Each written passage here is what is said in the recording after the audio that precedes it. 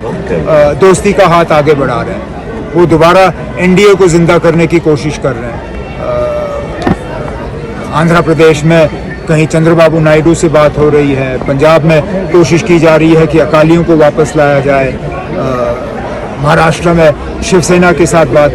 तो जहाँ तक मुझे लगता है बीजेपी का कोर एजेंडा छोड़ दीजिए, ग्राउंड जो बीजेपी कहती है उनके हक में है। हकीकत है कि 2024 उनके लिए इतना आसान नहीं है जितना वो शायद आपके जरिए लोगों तक ये खबर पहुंचाने की कोशिश कर रहा है। यूसीसी में जो अभी तक तो कोई ड्राफ्ट आया नहीं है, लेकिन जिस तरीके की बातें आ रही हैं कि क्रिश्चियन दलित वगैरह को इससे बाहर रखा जाए, मैं बातों पर नहीं जाऊंगा। इतना जरूर है, अगर यूसीसी है तो फिर वो सबके लिए है। Uniform civil code, uniform means uniform for everybody. अब अगर आप एक एक करके बाकियों को निकालोगे तो इसका क्या मतलब निकला जाएगा कि ये सिर्फ एक कौम के लिए है या ये सिर्फ मुसलमानों के पर्सनल लॉ को बदलने के लिए है। अगर यूनिफॉर्म है तो सब पे लागू होना चाहिए। अगर आप इसमें किसी को भी एग्जम्पशन देने का काम करोगे, चाहे वो क्रिश्चियन हो, दलित हो, ट्राइबल हो, सिख हो, तो जाहिर सी बात है कि मुसलमान भी एग्जम्पशन न सिर्फ मांगेंगे बल्कि एग्जम्पशन फिर हासिल भी करेंगे। सेंटर के एफिडेविट के बारे में क्या बोलेंगे? जो कुछ नहीं ना, सेंट्रल के एफिडेविट के बारे में सुप्रीम कोर्ट में जवाब होगा। हमने सुनवाई की डेट नहीं रखी, वो चीफ जस्टिस साहब ने ये डेट मुकर्रर किया। शायद इसी में कोई अच्छी बात है। यहाँ पे हमारा एक छोटा सा फंक्शन हो रहा है, वहाँ पे 370 के मामले में सुनवाई शुरू हो गई है और उम्मीद करते हैं कि जल्द से जल्द मामले को जो है इसकी सुनवाई खत्म हो और इस पे सुप्रीम कोर्ट का जो फैसला है वो हमारे सामने आ जाए। अपोजिशन यूनिटी की बात हो रही है, 17 को एक और बैठक फिर हो रही है। नेशनल कॉन्फ्रेंस पिछली बैठक में शामिल हुई थी, क्या इस बार भी जाने का इरादा है या फिर इरादा तो है, इरादा है। लेकिन पहली बैठक के बाद ही महाराष्ट्र में एनसीपी टूट गई। क्या आपको लगता है कि जितना अपोजिशन एकजुट होने की कोशिश कर रही है, पार्टियां टूट रही हैं? मतलब एक पार्टी टूटी और ये पहली बार नहीं हुआ है, इससे पहले भी पार्टियां टूट चुकी हैं। कांग्रेस को मध्य प्रदेश में तोड़ा गया, क्या उससे पहले किसी ऑपोजिशन मीटिंग की जरूरत थी? ये सिलसिला चलता आया है, आगे भी चलता रहेगा। लेकिन मुझसे अगर आप पूछें तो पॉलिटिकली मुझे नहीं लगता है कि पार्टी टूटने के बाद शरद पवार साहब कमजोर हो गए हैं।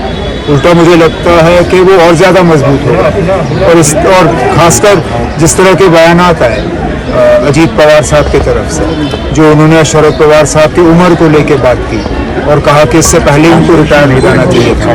मुझे लगता है कि महाराष्ट्र के लोगों ने इस चीज़ को बिल्कुल पसंद नहीं किया हो। मुझे जो लगता है जिस चीज़ पे हमें ज़्यादा फोकस करना चाहिए वो ये है कि किस तरह बीजेपी आहिस्ता आहिस्ता दोबारा एनडीए को जिंदा करने की कोशिश कर रही है।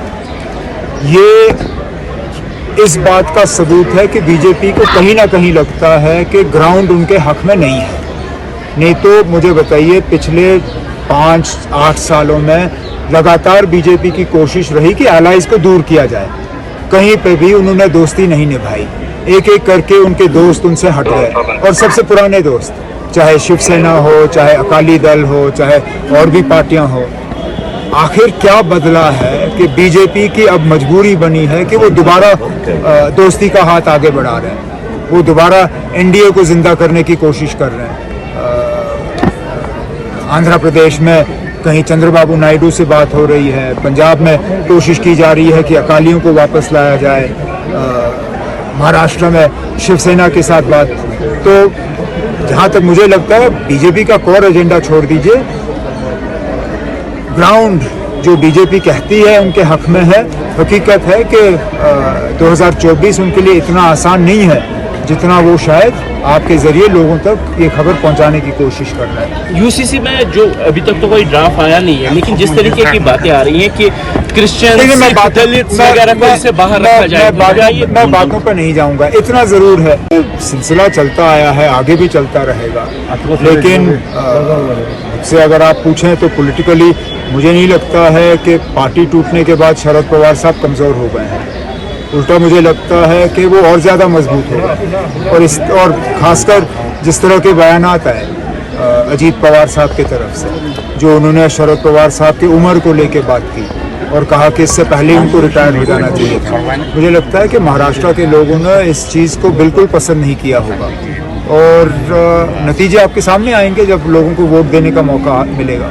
लोकसभा के चुनाव आ रहे हैं और बीजेपी एक बार फिर से अपने जो कोर एजेंडा है उनका, चाहे राम मंदिर हो, यूनिफॉर्म सिविल कोड हो या 370 हो, उसी पर बात लेके आ रही है, क्योंकि जो लग रहा है यूसीसी की बात हो रही है। तो कैसे आप इस चीज़ को देख रहे हैं कि एक बार फिर से उन्हीं मुद्दों पर इलेक्शन में वोट मांगे जाएंगे जो 2014 या 2019 में था? नहीं, ठीक है, ये तो बीजेपी का हक है। हर पॉलिटिकल पार्टी को ये हक मिलता है कि वो अपना एजेंडा लोगों के सामने रखें और लोगों से वोट मांगे। ये हमने भी किया है, बाकी पॉलिटिकल पार्टियों ने भी किया है। ये दूसरी बात है कि हम ज़ाती तौर बीजेपी के एजेंडा को पसंद नहीं करते, लेकिन जमहूरी हक है उनको अपना एजेंडा लोगों के सामने रखने का। मुझे इस बात से कोई एतराज़ नहीं है कि वो अपना एजेंडा सामने रखने दीजिए, उसके बाद देख लेते हैं। लेकिन मुझे जो लगता है, जिस चीज़ पे हमें ज़्यादा फोकस करना चाहिए